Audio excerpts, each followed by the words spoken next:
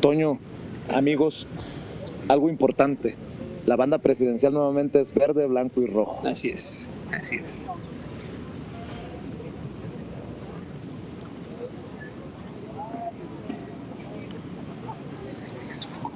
Honorable Congreso, pueblo de México, protesto guardar y hacer guardar la Constitución política de los Estados Unidos mexicanos y las leyes que de ella emanen y desempeñar leal y patrióticamente el cargo de presidente de la República que el pueblo me ha conferido de manera democrática, mirando en todo por el bien y la prosperidad de la Unión.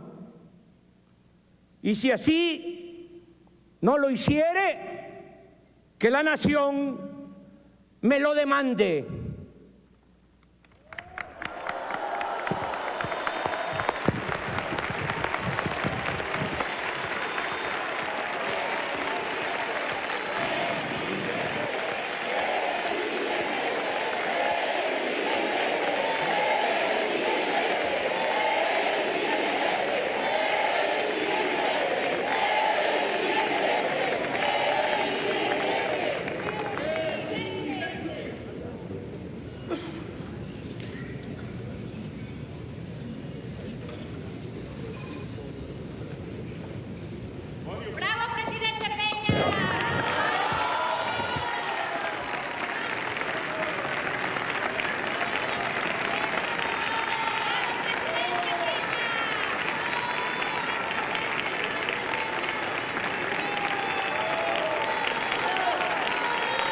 Priista.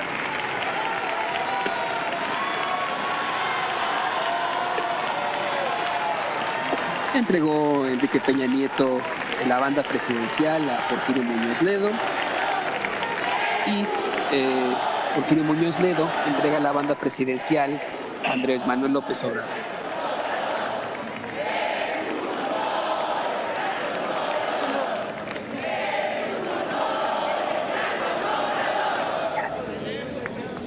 Los legisladores, es un honor estar con Obrador. Sí se pudo, gritan los legisladores de la coalición Partido del Trabajo, PES, Morena.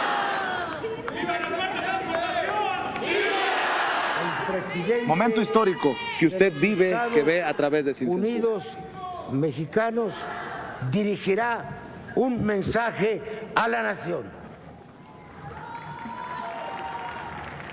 Diputadas y diputados, senadoras, senadores, autoridades locales y federales, invitadas e invitados del extranjero, licenciado Enrique Peña Nieto,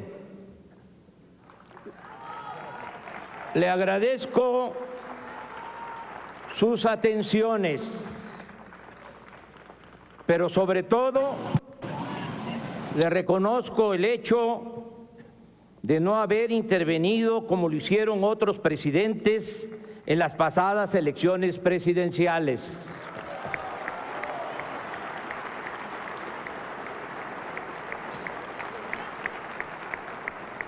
Hemos padecido ya ese atropello antidemocrático y valoramos el que el presidente en funciones respete la voluntad del pueblo. Por eso, muchas gracias, licenciado Peña Nieto. Y en el agradecimiento a Peña Nieto va la pedrada a Vicente Fox, mi querido Toño. Amigas y amigos, por mandato del pueblo, iniciamos hoy la cuarta transformación política de México. Puede parecer pretencioso o exagerado, pero hoy no solo inicia un nuevo gobierno, hoy comienza un cambio de régimen político. A partir de ahora se llevará a cabo una transformación pacífica y ordenada, pero al mismo tiempo profunda y radical, porque se acabará con la corrupción y con la impunidad que impiden el renacimiento de México.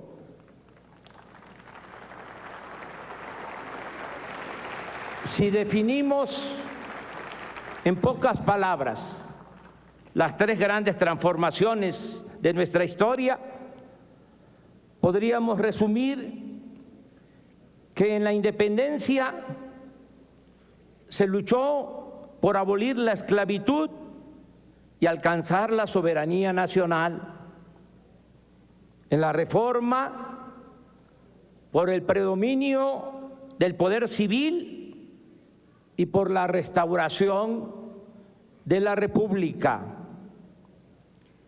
Y en la revolución, nuestro pueblo y sus extraordinarios dirigentes lucharon por la justicia y por la democracia. Ahora nosotros queremos convertir la honestidad y la fraternidad en forma de vida y de gobierno. No se trata de un asunto retórico o propagandístico.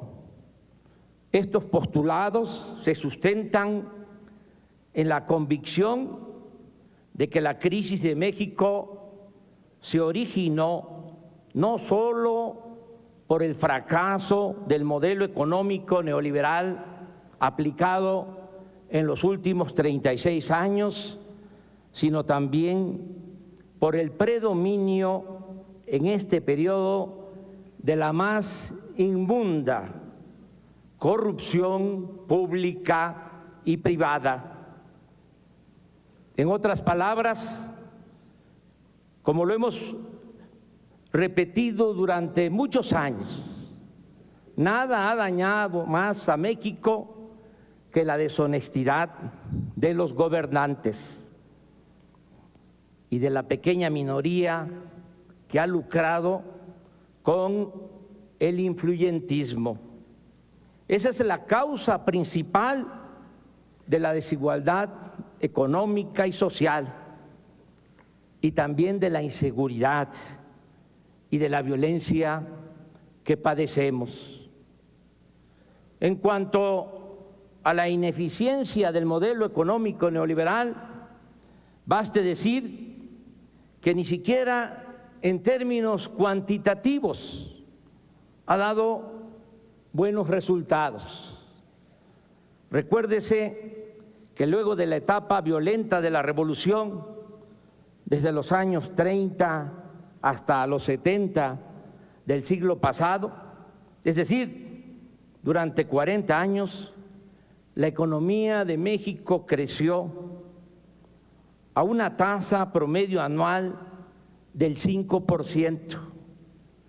Y durante ese mismo periodo, en 2 sexenios consecutivos, de 1958 a 1970, cuando fue ministro de Hacienda Antonio Ortiz Mena, la economía del país no solo creció al 6% anual, sino que este avance se obtuvo sin inflación y sin incremento de la deuda pública.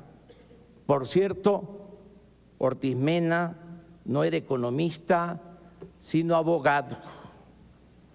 Posteriormente, hubo 2 gobiernos, de 1970 a 1982, en que la economía también creció a una tasa del 6% anual, pero con graves desequilibrios macroeconómicos, es decir, con inflación y endeudamiento.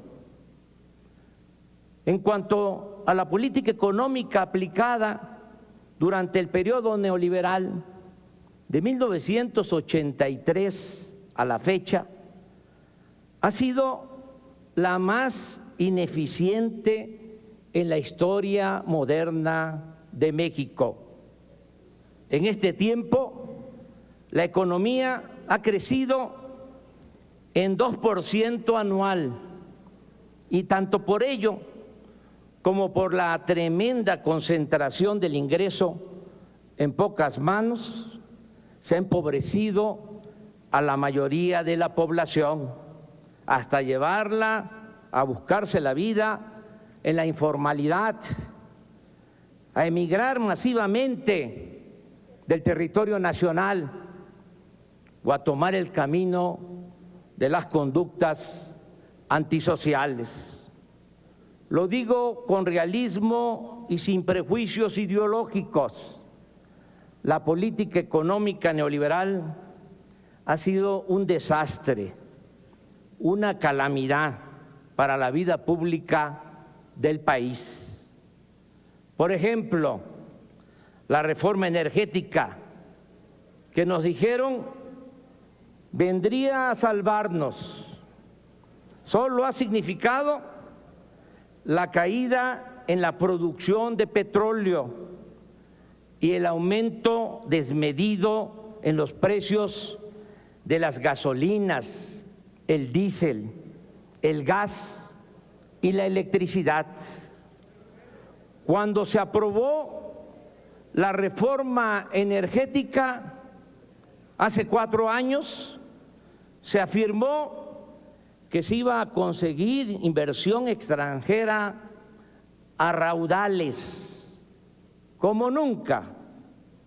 El resultado es que apenas llegaron 760 millones de dólares de capital foráneo, lo que únicamente representa el 1.9% de la incipiente inversión pública realizada por Pemex en el mismo periodo y apenas el 0.7% de la inversión prometida.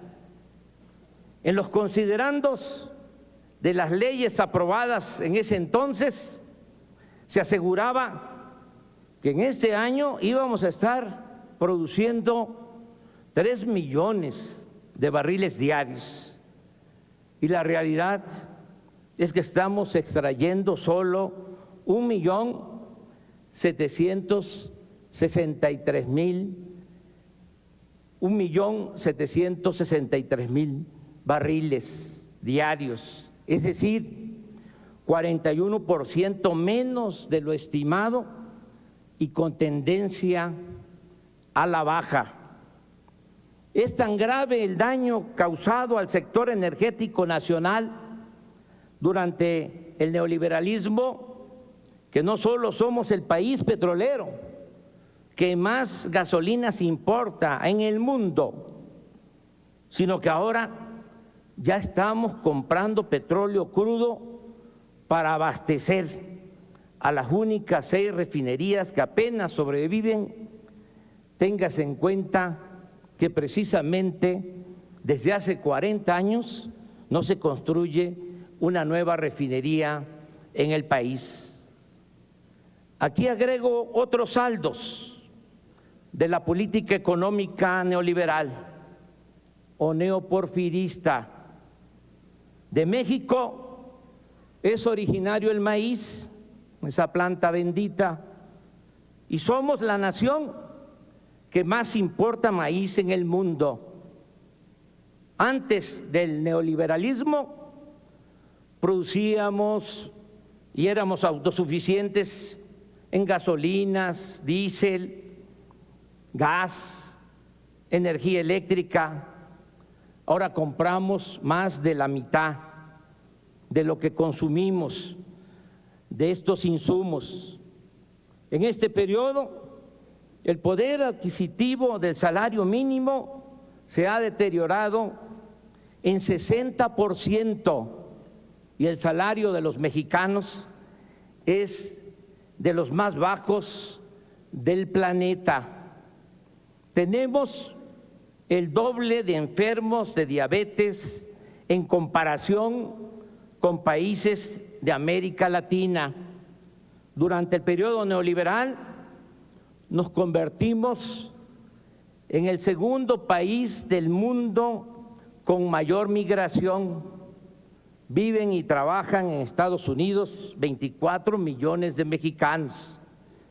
Y por lo que hace a la violencia, estamos en los primeros lugares del mundo.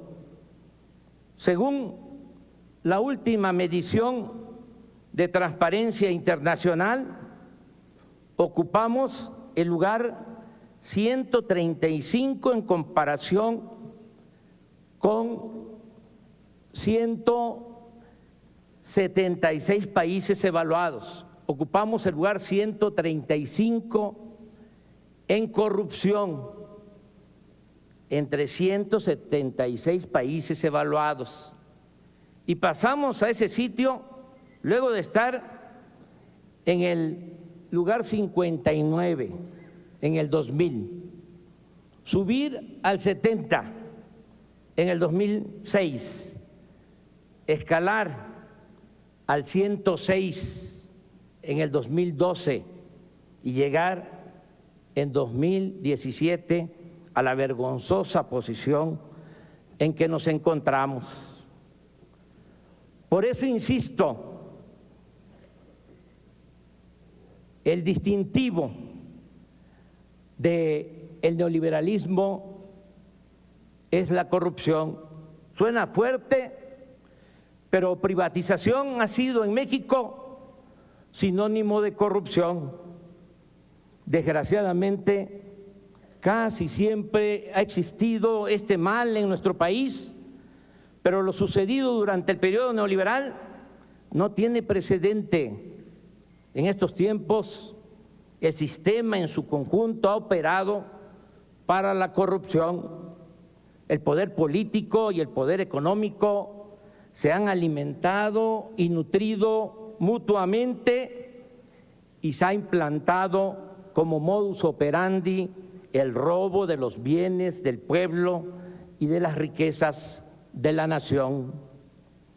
En la época de la llamada o del llamado desarrollo estabilizador o compartido, que va de los años 30 a los 70 del siglo pasado, los gobernantes no se atrevieron a privatizar las tierras ejidales, los bosques, las playas, los ferrocarriles, las telecomunicaciones, las minas, la industria eléctrica, ni mucho menos a enajenar el petróleo.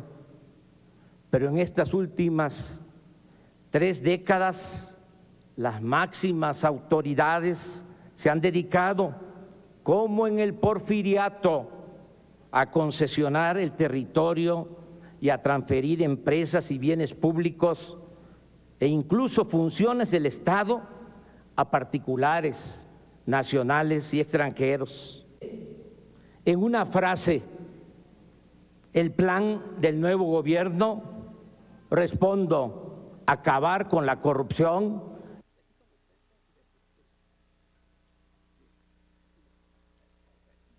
y con la impunidad.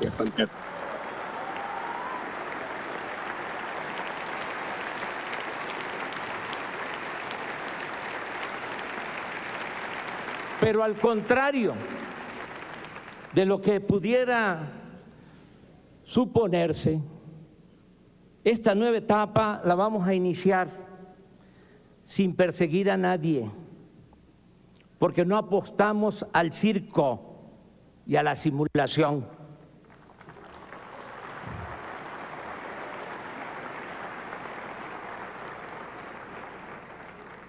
Queremos regenerar de verdad la vida pública de México. Además, siendo honestos como lo somos, si abrimos expedientes, dejaríamos de limitarnos a buscar archivos expiatorios, como se ha hecho siempre, y tendríamos que empezar por los de mero arriba, tanto del sector público como del sector privado. No habría juzgados ni cárceles suficientes. Y lo más delicado, lo más serio, meteríamos al país en una dinámica de fractura, conflicto y confrontación. Y ello nos llevaría a consumir tiempo, energía y recursos que necesitamos para emprender la regeneración verdadera y radical de la vida pública de México, la construcción de una nueva patria, la reactivación económica y la pacificación del país. Estamos ante un asunto político de Estado y como tal debemos enfrentarlo. Mi postura al respecto la definí con toda claridad desde la campaña. Dije que no es mi fuerte la venganza y que si bien no olvido, sí soy partidario del perdón y la indulgencia.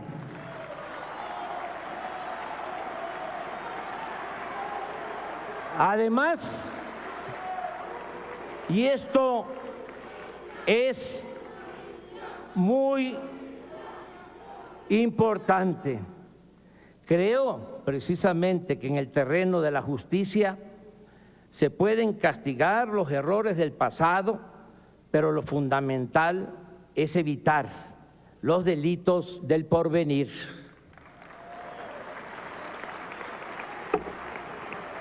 En consecuencia, propongo al pueblo de México que pongamos un punto final a esta horrible historia y mejor empecemos de nuevo. En otras palabras, que no haya persecución a los funcionarios del pasado y que las autoridades encargadas desahoguen en absoluta libertad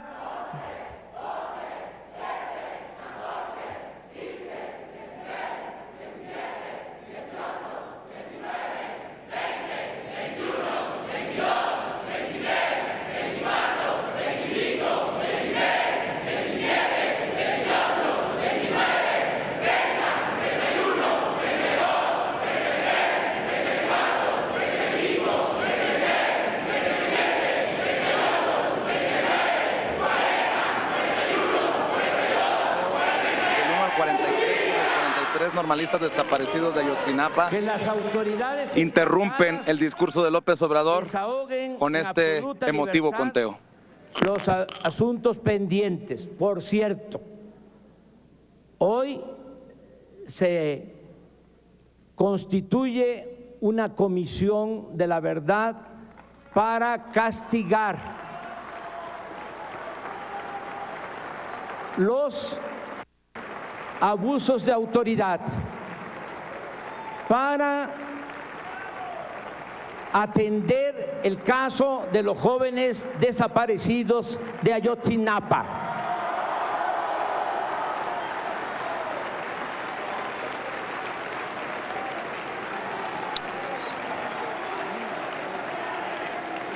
Que se castigue a los que resulten responsables, pero que la presidencia se abstenga de solicitar investigaciones en contra de los que han ocupado cargos públicos o se hayan dedicado a hacer negocios al amparo del poder durante el periodo neoliberal.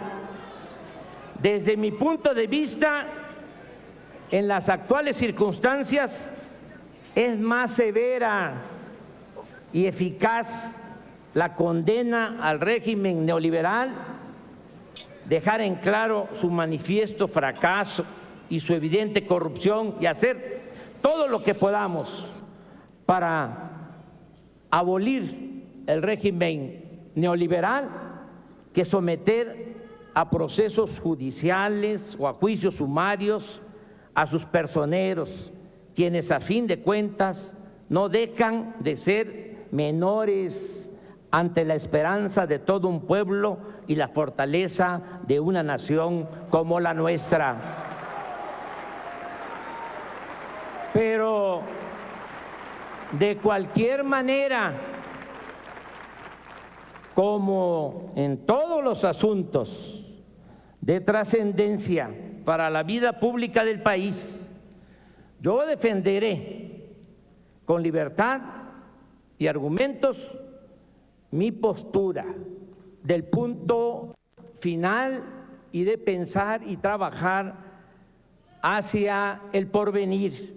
Pero la ciudadanía tendrá la última palabra, porque todos estos asuntos se van a consultar a los ciudadanos.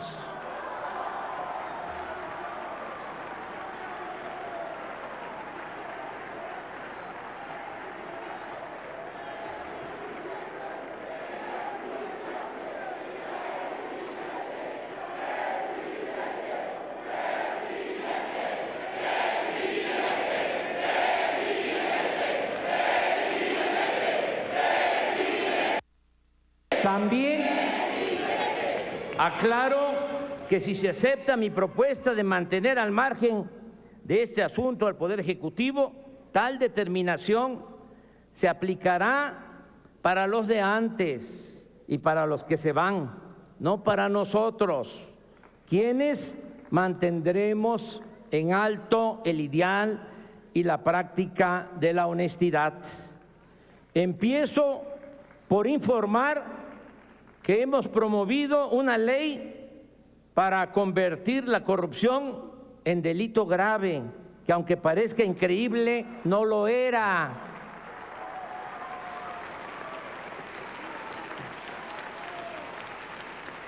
Con apego a mis convicciones y en uso de mis facultades, me comprometo a no robar y a no permitir que nadie se aproveche de su cargo o posición para sustraer bienes del erario o hacer negocios al amparo del poder público. Esto aplica para amigos, aplica para compañeros de lucha y familiares. Dejo en claro que si mis seres queridos, mi esposa o mis hijos cometen un delito, deberán ser juzgados como cualquier otro ciudadano. Yo solo respondo por mi hijo Jesús, por ser menor de edad.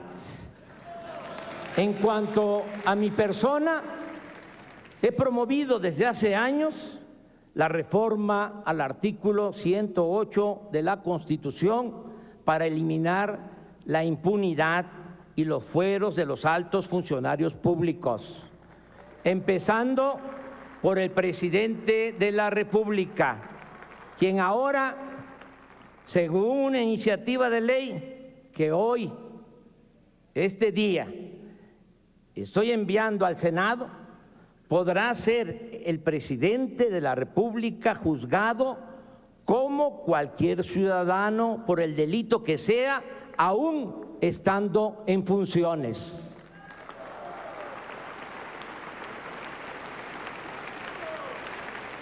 Un buen juez por la casa empieza.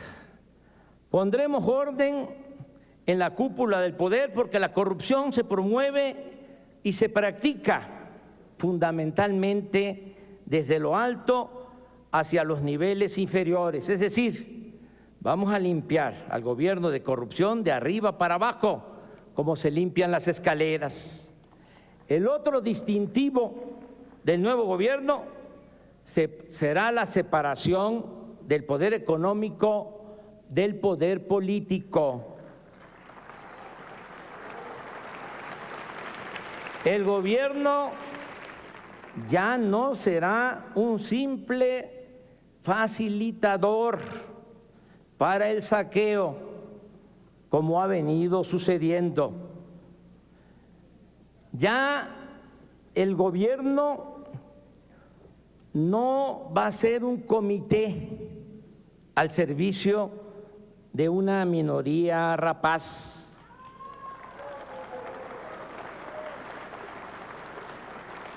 Representará a ricos y pobres, creyentes y libres pensadores, y a todas las mexicanas y mexicanos, al margen de ideologías, orientación sexual, cultura, idioma, lugar de origen, nivel educativo o posición socioeconómica.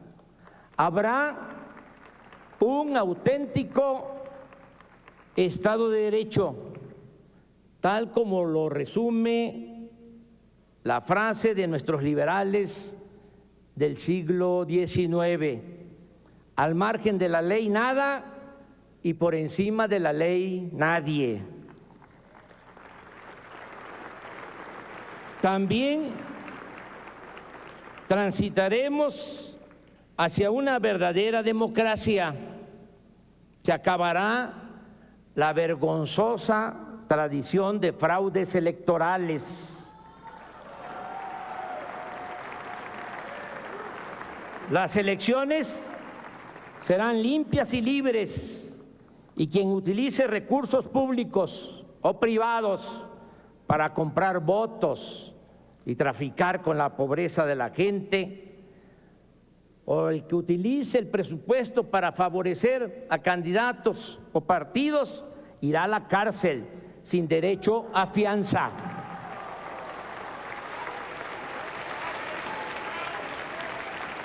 El combate a la corrupción y la austeridad nos permitirá liberar suficientes fondos, más de lo que imaginamos, mucho más, para impulsar el desarrollo de México.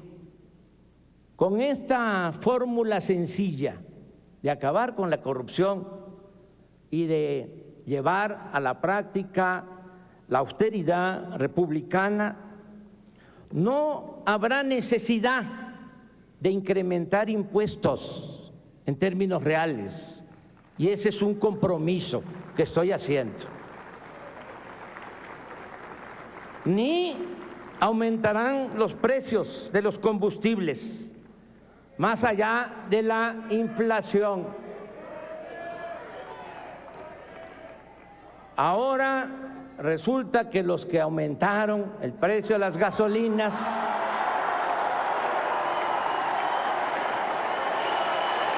están pidiendo que bajen. Hago el compromiso responsable que pronto, muy pronto, cuando terminemos la refinería que vamos a construir en México y se rehabiliten 6 refinerías, va a bajar el precio de la gasolina y de todos los combustibles.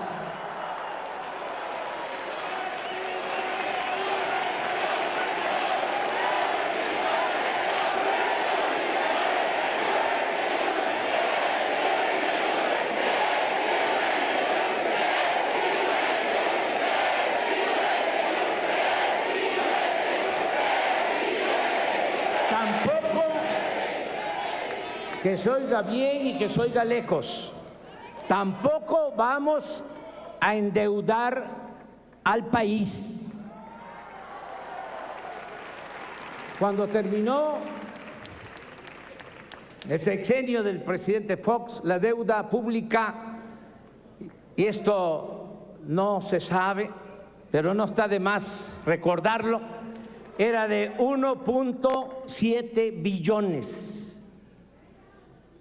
Cuando dejó el gobierno Calderón, la deuda aumentó a 5.2 billones, más de 200%.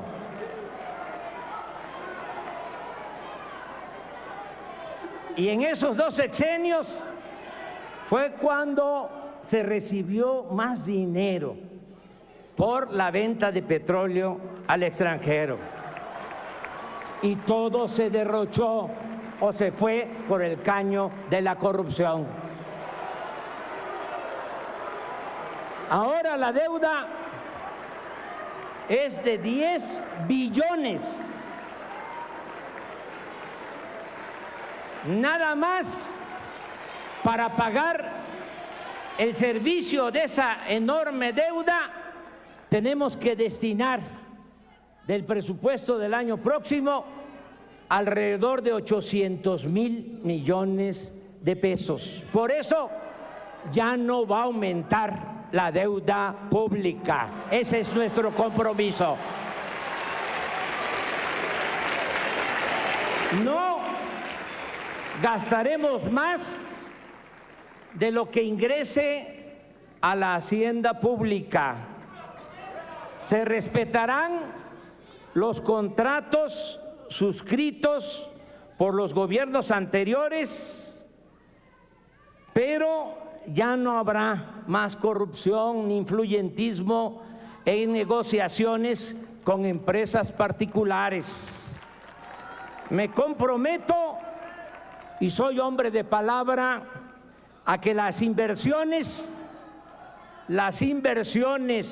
de accionistas nacionales y extranjeros estarán seguras y se crearán condiciones hasta para obtener buenos rendimientos, porque en México habrá honestidad, Estado de Derecho, reglas claras, crecimiento económico y habrá confianza.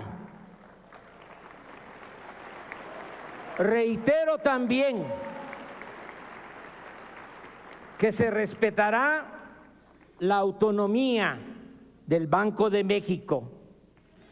Estamos elaborando el presupuesto del año próximo y gracias a los ahorros que obtendremos con el combate a la corrupción y con la aplicación de las medidas de austeridad, se incrementará la inversión pública para rescatar la industria petrolera y la industria eléctrica. Vamos a impulsar proyectos productivos con inversión pública y privada, nacional y extranjera.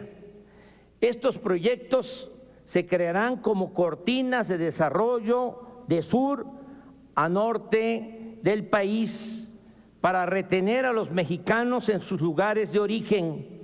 Queremos que la migración sea optativa, no obligatoria. Vamos a lograr que los mexicanos tengan trabajo, prosperen y sean felices donde nacieron, donde están sus familiares, sus costumbres y sus culturas. Por ello, se construirá el Tren Maya, se sembrarán 1 millón de hectáreas de árboles frutales y maderables en el sur-sureste. Se rehabilitarán, como ya lo expresé, las refinerías existentes y haremos una nueva refinería en Dos Bocas, Paraíso, Tabasco, para dejar de comprar la gasolina en el extranjero. En el Istmo de Tehuantepec se promoverá la creación de una vía férrea para un tren de contenedores de carga y se ampliarán los puertos de Salina Cruz y Coatzacoalcos para comunicar en menos tiempo a los países de Asia con la costa este de Estados Unidos. En este corredor habrá energía eléctrica y gas a precios bajos, así como subsidios fiscales para la instalación de fábricas y la creación de empleos. En 3 años estará funcionando. Me canso ganso. además del actual, el nuevo aeropuerto de la Ciudad de México, con 2 pistas adicionales en la base aérea de Santa Lucía. Asimismo, desde el 1 de enero próximo entrará en vigor en la zona libre a lo largo de los 3.180 kilómetros de frontera con Estados Unidos.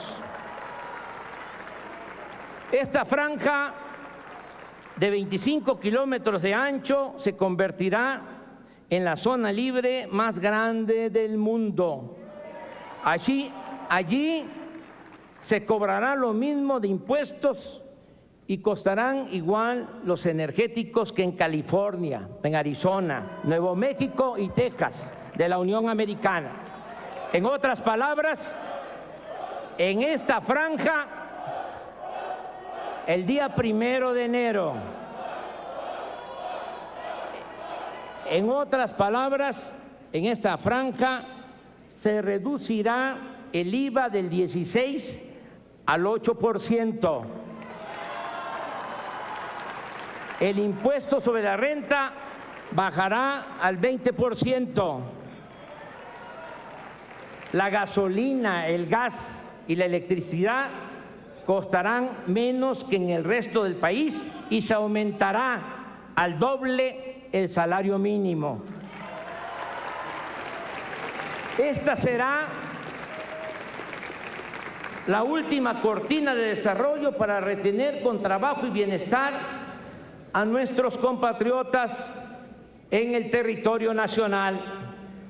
En cuanto al bienestar de nuestro pueblo, el plan es combatir la pobreza y la marginación como nunca se ha hecho en la historia.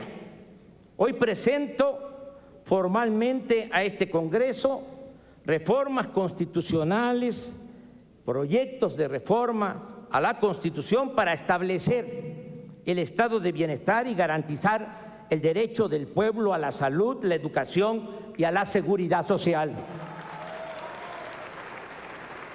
Haremos a un lado la hipocresía neoliberal. El Estado se ocupará de disminuir las desigualdades sociales. No se seguirá desplazando a la justicia social de la agenda del gobierno. No se condenará a quienes nacen pobres a morir pobres.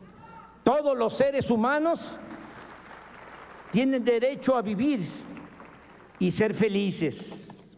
Es inhumano utilizar al gobierno para defender intereses particulares y desvanecerlo cuando se trata de proteger el beneficio de las mayorías.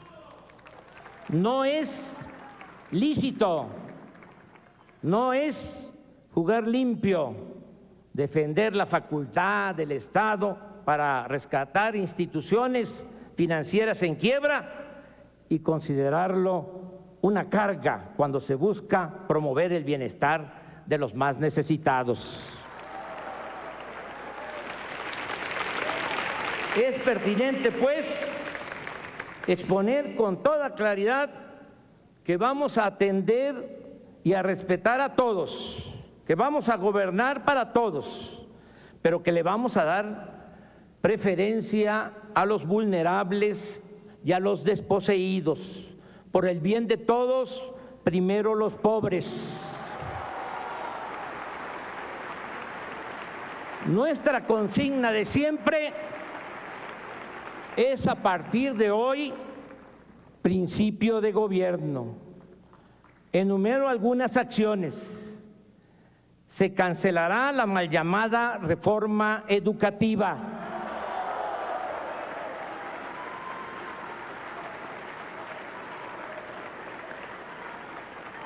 Se creará el Instituto Nacional para la Atención de los Pueblos Indígenas. Iniciará de inmediato el programa de atención médica y medicamentos gratuitos en las zonas marginadas del país y se volverá universal en todo el país este programa de atención médica y medicamentos gratuitos a la mitad del sexenio. Es mi compromiso. Los aumentos al salario mínimo no volverán a fijarse por debajo de la inflación como llegó a suceder en el periodo neoliberal. 2.300.000 jóvenes serán contratados para trabajar como aprendices en talleres, empresas, comercios y diversas labores productivas o sociales, y se les pagará un salario mientras se van capacitando de 3.600 pesos mensuales. Ya no va a haber ninis, no se va a dar la espalda a los jóvenes ni se les va a ofender llamándoles de esa manera, porque no es culpa de ellos que no tengan oportunidad de trabajo y de estudio.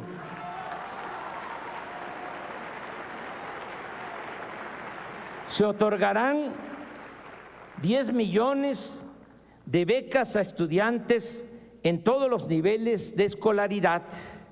Se crearán 100 universidades públicas. Se fomentará el deporte y las actividades artísticas, la ciencia y la tecnología. La pensión a los adultos mayores, que fue una creación de nuestro movimiento, el programa de la pensión a los adultos mayores aumentará esa pensión al doble y tendrá carácter universal. Es decir, también van a recibir este apoyo los jubilados, pensionados del ISSSTE y del Seguro. 1 millón de personas con discapacidad o con capacidades diferentes tendrán una pensión igual que la de los adultos mayores. Se atenderá de inmediato a los damnificados por los sismos. Se otorgarán créditos a la palabra a agricultores, ganaderos, pescadores, a dueños de talleres, a los artesanos, a pequeños comerciantes, a empresarios. Se ayudará a productores del campo con subsidios y precios de garantía, y se venderá a precio justo una canasta de alimentos básicos para combatir la desnutrición y el hambre. Es importante precisar que los destinatarios de estos programas recibirán lo que les corresponde de manera directa, personalizada, sin intermediarios, con el propósito de que no haya manipulación de los apoyos con fines electorales y que lleguen a sus beneficiarios completos estos apoyos, sin moches ni comisiones indebidas. También vamos a evitar afectaciones al medio ambiente. Aprovecho para reiterar que no se permitirá el fracking ni transgénicos.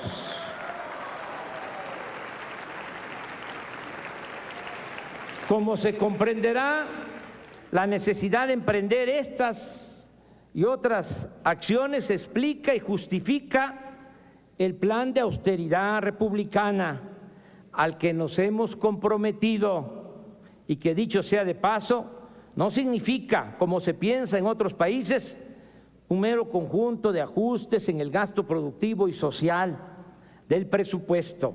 Aquí lo entendemos no solo como un asunto administrativo, sino como una política de principios, toda vez que implica terminar con los privilegios de la alta burocracia. Juárez decía que los funcionarios debían aprender a vivir en la justa medianía, y nosotros sostenemos que no puede haber gobierno rico con pueblo pobre.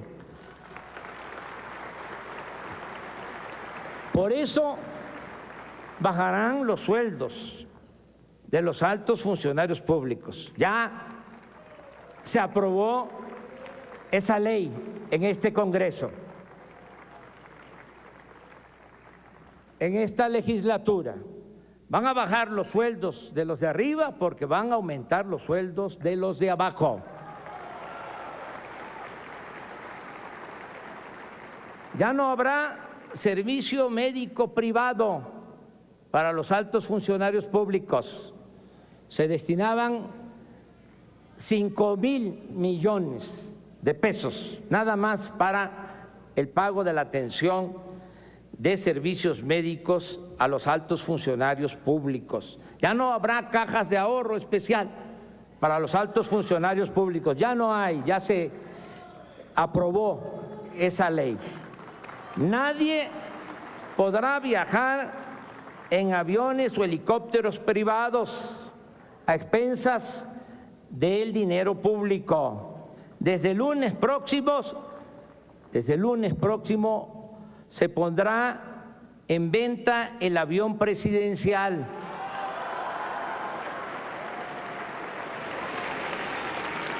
Y toda la flotilla de aviones y helicópteros para uso de altos funcionarios. El presidente de la República ganará el 40% de lo que recibía el presidente saliente. No habrá compras de vehículos para funcionarios. Se reducirá en 50% el gasto de publicidad del gobierno. Se van a disminuir las unidades administrativas en el país y no habrá oficinas del gobierno en el extranjero, salvo, por supuesto, las embajadas y los consulados. Los 8,000 elementos del Estado Mayor que se destinaban a cuidar al presidente y los 3,200 agentes de gobernación hasta ayer dedicados al espionaje pasarán a formar parte de la Guardia Nacional.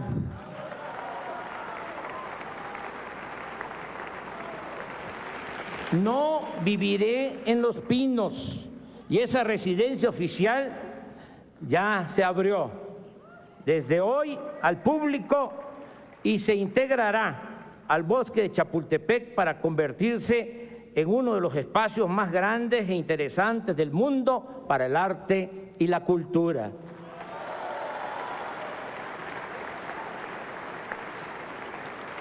Otro cambio importante será el de la creación de la Guardia Nacional si lo autoriza el pueblo y el Poder Legislativo, para enfrentar el grave problema de la inseguridad y de la violencia que padecemos.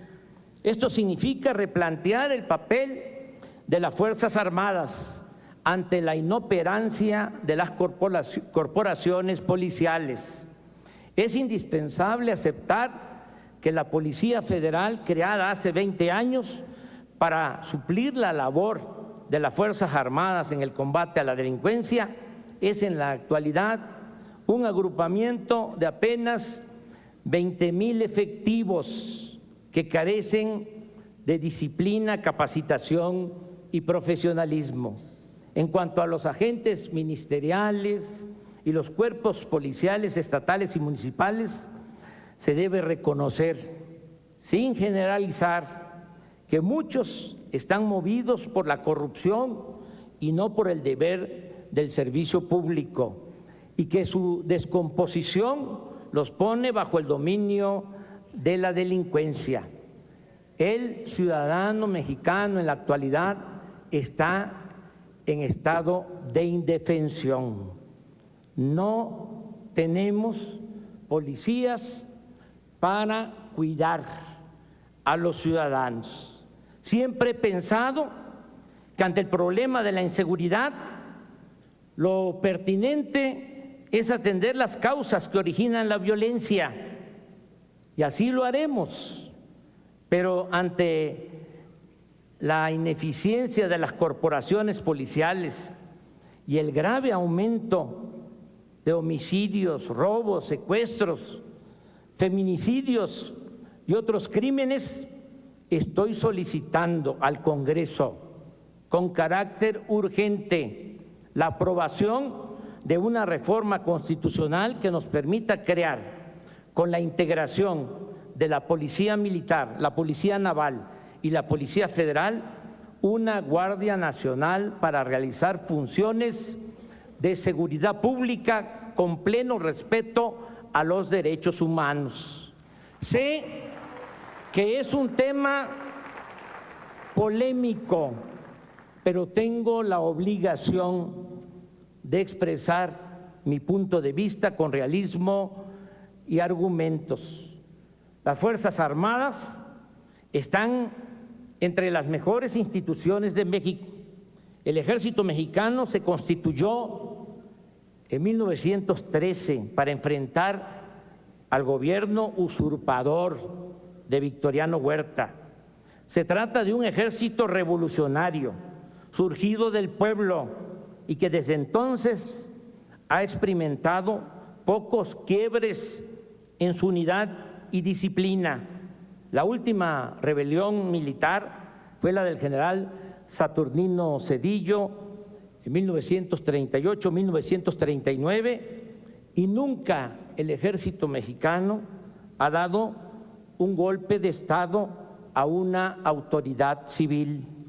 Su lealtad al gobierno y su falta de ambición por el poder económico y político tiene en buena medida su explicación, entre otros factores, en que el ejército mexicano no es un agrupamiento elitista, sino que siempre se ha nutrido del pueblo raso. El soldado es pueblo uniformado. Ciertamente, no todos los militares han ostentado comportamientos intachables y tampoco debe omitirse el hecho de que el ejército ha participado en actos de represión por órdenes de autoridades civiles. Pero en nuestros institutos castrenses no se han formado minorías corrompidas, como sucede en otros ámbitos del poder. Y a diferencia de lo que ocurre en otros países, en México no se sabe de militares que formen parte de la oligarquía. Además, es un hecho que el ejército cuenta con respaldo de la opinión pública. Es una institución que a lo largo de su historia ha mantenido su profesionalismo y ha sido eficaz, sin duda, en tareas de auxilio a la población en casos de desastre, en terremotos, inundaciones, huracanes, y ha prestado otros servicios a la comunidad. Las Fuerzas Armadas han hecho escuelas, tienen universidades, centros de investigación, poseen disciplina y espíritu de cuerpo, han mantenido su vocación nacionalista, y esto es muy importante, y nunca han estado subordinadas a ninguna hegemonía o fuerza extranjera. Lo mismo puede decirse de la Secretaría de Marina. Téngase en cuenta que esta dependencia se creó en 1940, cuando la original Secretaría de Guerra y Marina se dividió en dos instituciones. Así pues, el Ejército y la Marina pueden ser previa preparación y capacitación para el respeto de los derechos humanos y mediante la aplicación de protocolos para el uso de la fuerza, las instituciones fundamentales para garantizar la seguridad nacional, la seguridad interior y la seguridad pública. Agrego que el Plan de Paz y Seguridad incluye la creación de 266 coordinaciones territoriales en el país. Todos los días, desde las 6 de la mañana, voy a presidir en Palacio Nacional la reunión del Gabinete de Seguridad, en la cual recibiremos el parte o reporte de lo sucedido en las últimas 24 horas y tomaremos las medidas necesarias. Añado que según nuestras leyes, el titular del Poder Ejecutivo es el comandante supremo de las Fuerzas Armadas y reafirmo el compromiso de que el presidente de México nunca dará la orden de reprimir al pueblo ni será cómplice o encubridor de eventuales violaciones a los derechos humanos.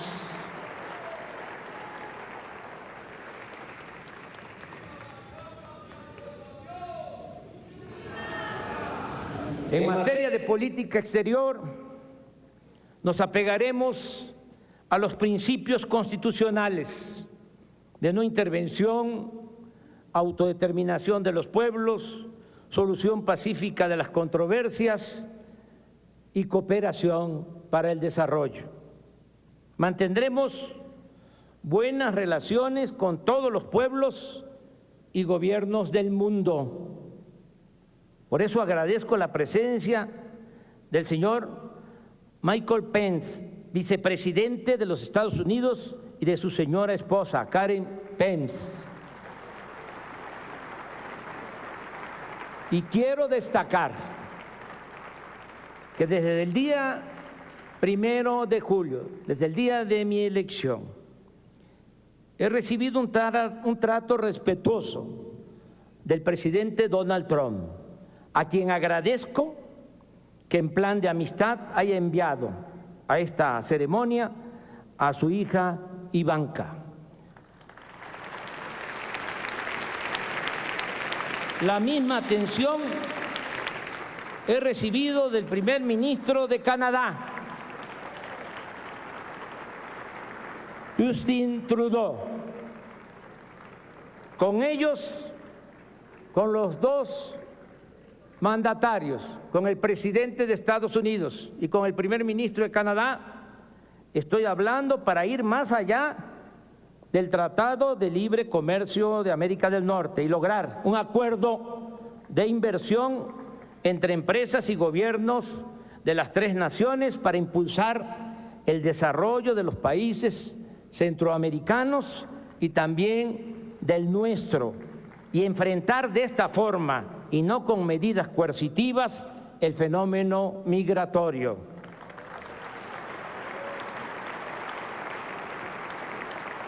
Me da mucho gusto contar con la presencia de presidentes de América Latina y del Caribe.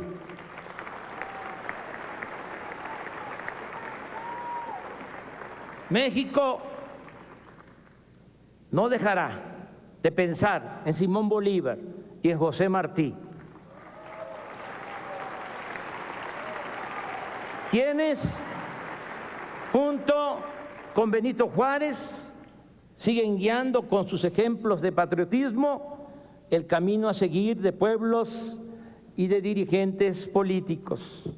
Gracias por estar aquí, Jimmy Morales Cabrera, presidente de la República Vecina de Guatemala.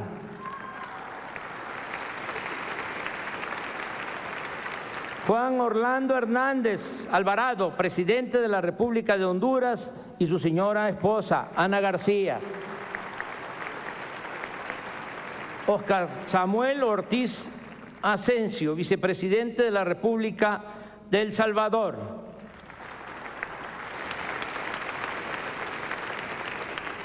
Colville Young, gobernador general también de nuestra vecina República de Belice.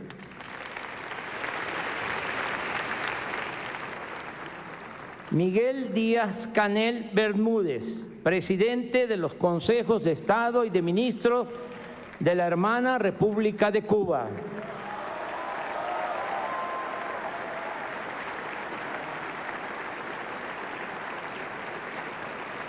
Danilo Medina Sánchez, presidente de la República Dominicana.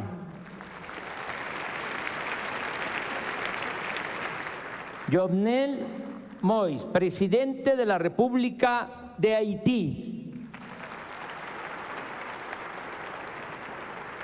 Iván Duque Márquez, presidente de la República de Colombia.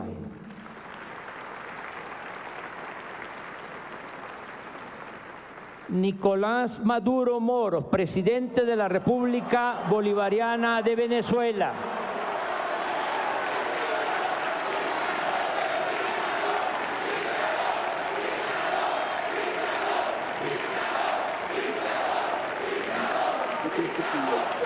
Lenin Moreno Garcés, amigo Lenin, presidente de la República de Ecuador, y su señora esposa, Rocío González.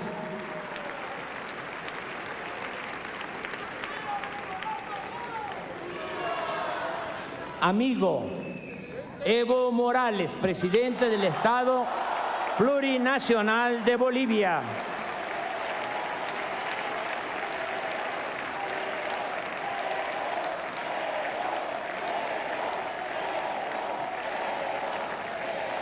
Martín Vizcarra Cornejo, presidente de la República del Perú.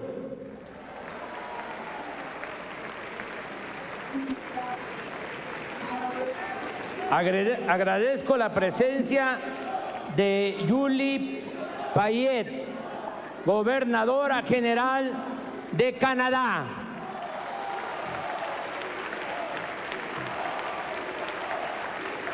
Brahim Ghali, presidente de la República Árabe Democrática Saharaui.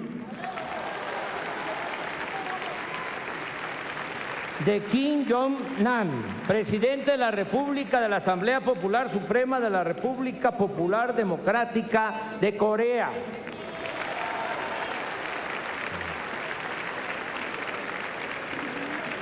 Jen Yuanyu, vicepresidenta de la Asamblea Popular China.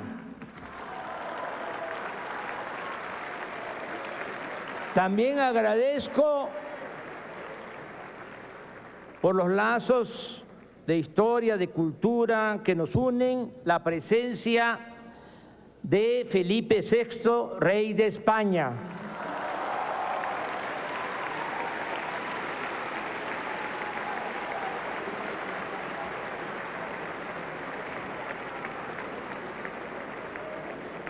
Del primer ministro Antonio Costa de la República Portuguesa.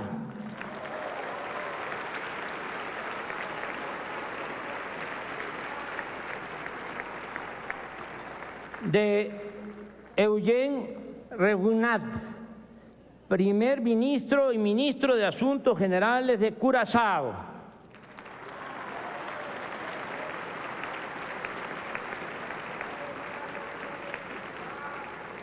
Ana Birchal, viceprimera ministra de Rumanía.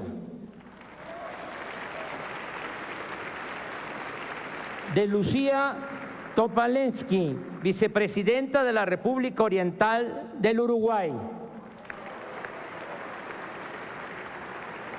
De Gabriela Michetti, vicepresidenta de la República de Argentina.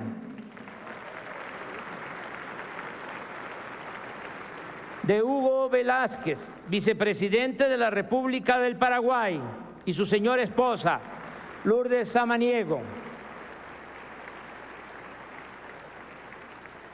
De Claudia Dobles Camargo, primera dama de la República de Costa Rica. Agradezco a muchos representantes de los organismos internacionales, de gobernadores, de autoridades de varios países. Están aquí amigos entrañables como Miguel Ángel Revilla, presidente del gobierno de Cantabria, y su señora esposa, Aurora Díaz. Está nuestro amigo Jeremy Corbyn, miembro del Parlamento del Reino Unido, dirigente del Partido Laborista. Está también un embajador de la poesía y de la congruencia, Silvio Rodríguez, y su esposa, Niurka González.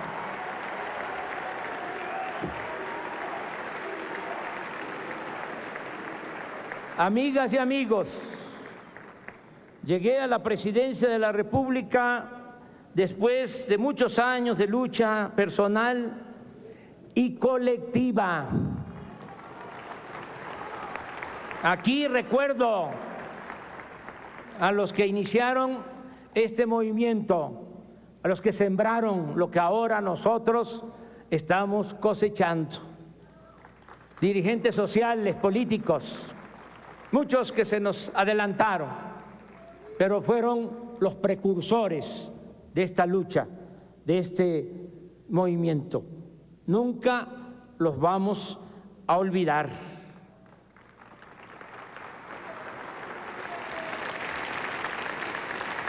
Llegamos después de muchos años y en mi caso, como en la mayoría de los que forman parte de este gran movimiento, sin dejar la dignidad en el camino, manteniendo en alto nuestros ideales, nuestros principios.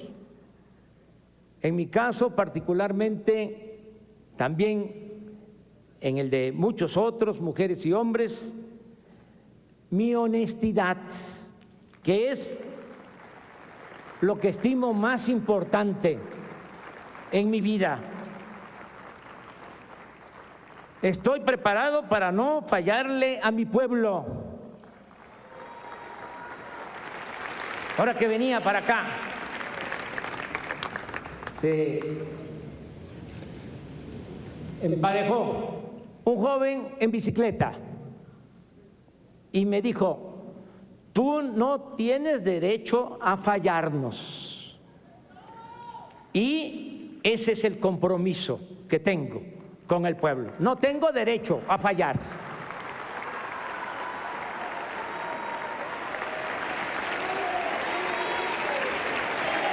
Nada material me interesa, ni me importa la parafernalia del poder.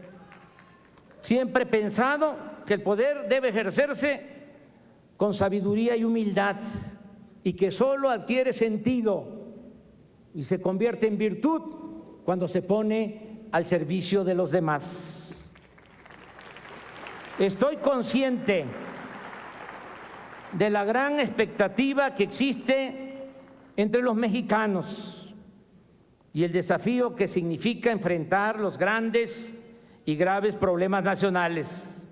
Pero estoy optimista y creo que vamos a salir bien, vamos a enfrentar bien los grandes y graves problemas nacionales, porque creo en el pueblo y en su cultura, la cultura del pueblo, de nuestro pueblo, las culturas de México, que siempre han sido nuestras salvadoras. Con nuestras culturas hemos enfrentado epidemias, terremotos, inundaciones, hambrunas, invasiones, guerras civiles, crisis económicas, epidemias, malos gobiernos y otras calamidades. Y siempre hemos resurgido con dignidad y con orgullo. La herencia de civilizaciones nos ha forjado como un pueblo tenaz y combativo. luchón, emprendedor, honesto, con una excepcional idiosincrasia de fraternidad, de amor al prójimo, de verdadera solidaridad. Nuestro pueblo no es flojo, no es perezoso, no es indolente, por el contrario, es de las sociedades más trabajadoras del mundo. Y ahí está el ejemplo de nuestros paisanos migrantes que por necesidad han ido a ganarse la vida a Estados Unidos y ahora están enviando a sus familiares 30,000 millones de dólares anuales. Esas remesas son la principal fuente de ingresos de nuestro país y el dinero de mayor beneficio social que recibimos del extranjero. México no es el cuerno de la abundancia que su silueta en el mapa pareciera evocar, pero aún así tenemos muchos recursos naturales: agua, petróleo, gas, yacimientos minerales, vientos, sol, playas. Contamos con bosques y selvas, con buenas tierras para la producción agropecuaria y forestal, y somos de los países con mayor biodiversidad en el mundo. Por eso estoy optimista. Creo que ya estamos logrando, se está iniciando y ya vamos en el camino de lograr el renacimiento de México, que nos vamos a convertir en una potencia económica y sobre todo en un país modelo que habrá de demostrar al mundo que acabar con la corrupción es posible, y así lo haremos, porque de esa manera construiremos una sociedad más justa, democrática, fraterna y siempre alegre. Son 3 cosas las que necesitamos para enfrentar la crisis de México, y 2 de ellas están aseguradas de antemano. Lo reitero: un pueblo trabajador y suficientes riquezas naturales. Pronto, muy pronto, tendremos lo tercero: un buen gobierno. Y en ese compromiso empeño mi honor y mi palabra. Gobernaré con entrega total a la causa pública. Dedicaré todo mi tiempo, mi imaginación, mi esfuerzo a recoger los sentimientos y a cumplir con las demandas de la gente. Actuaré sin odios, no le haré mal a nadie, respetaré las libertades, apostaré siempre a la reconciliación y buscaré que entre todos y por el camino de la concordia logremos la 4ª transformación de la vida pública de México. Por último, así como soy juarista y cardenista, también soy maderista y partidario del sufragio efectivo y de la no reelección. Trabajaré 16 horas diarias para dejar en 6 años muy avanzada la obra de transformación. Haré cuanto pueda para obstaculizar las regresiones en las que conservadores y corruptos estarán empeñados. Por eso aplicaremos rápido, muy rápido, los cambios políticos y sociales para que si en el futuro nuestros adversarios, que no nuestros enemigos, nos vencen, les cueste mucho trabajo dar marcha atrás a lo que ya habremos de conseguir.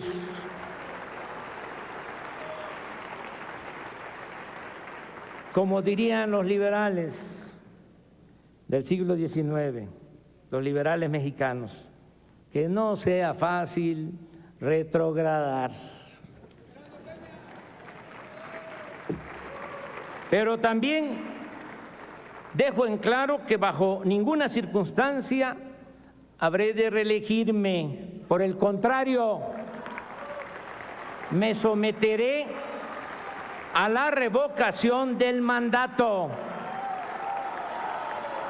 porque deseo que el pueblo siempre tenga las riendas del poder en sus manos.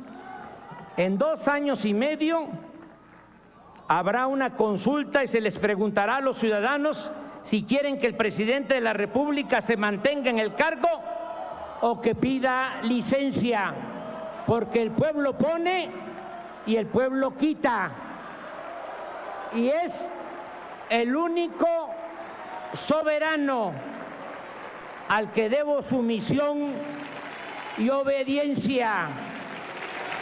Acepto el reto y les invito a participar para celebrar juntas y juntos el esplendor y la grandeza futura de nuestro querido México. Gracias de todo corazón. ¡Que viva México! ¡Viva México! ¡Viva México!